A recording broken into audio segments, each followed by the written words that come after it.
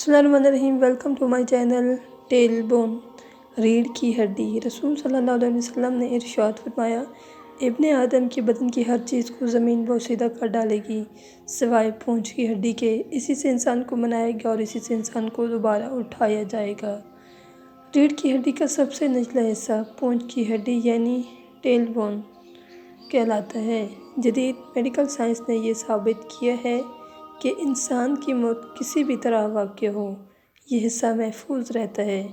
بعد ازاں لاکھوں سال مٹی میں پڑے رہنے کے باوجود بھی یہ حصہ بوسیدہ نہیں ہوتا۔